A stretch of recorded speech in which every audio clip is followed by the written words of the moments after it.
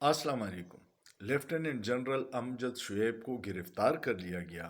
अमजद शुएब बहुत ही मुतवाज़िन आवाज़ थी उसकी, और वो हुकूमत की गलतियों की निशानदही भी करता था और अपने इदारे को भी इस्लाह के लिए मशवरे देता था।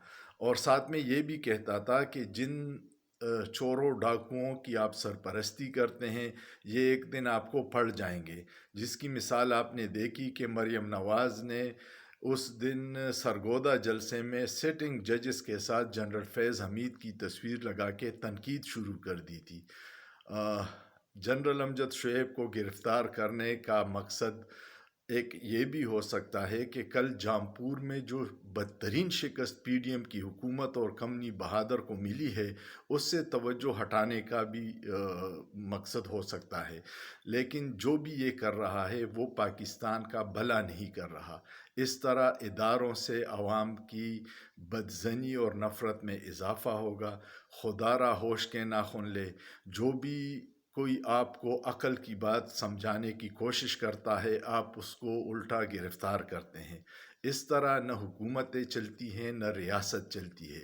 अगर आप एक रिटायर्ड जनरल साहब जो बेहतरीन मशवरे दे रहा है उसकी बात नहीं सुनते और उसका उसको गिरफ्तार करते हैं, तो उसका नुकसान रियासत और पाकिस्तान को होगा। जनरल साहब की आवाज़ नहीं दब सकती। आपने अरशद शरीफ की आवाज़ दबाने की कोशिश की, उल्टा वो पूरी कौम की आवाज़ बन गया। खुदारा होश के नाखुन लीजिएगा। ये सोशल मीडिया का दौर है। आवाज़ों को दबाना बंद कीजिएगा। आपको अगर शीशे में अपना चेहरा गंदा नज़र आ रहा है तो शीशे को मत तोड़िए, अपना चेहरा साफ कीजिए। हम आपसे मोहब्बत करते हैं, हमें अपनी मोहब्बत की इतनी बड़ी सज़ा मत दीजिएगा। इस हालात से हर मुहिब वतन पाकिस्तानी परेशान है कि मुल्क के बाग दौड़ चोरों लुटेरों मनी लॉन्डर के हाथ में है, और जो दिफा के लोग हैं वो भी खामोश हैं। तो आवाम दादरसी के लिए कहाँ जाए, किस से फरियाद करे?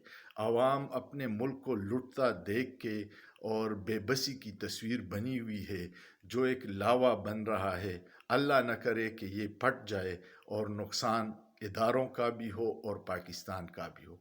अल्लाह पाकिस्तान का हामी व नासिर हो। पाक फ़ौज जिंदाबाद, पाकिस्तान पाइंदाबाद। लेकिन सोचिए, सोचना जुर्म नहीं है।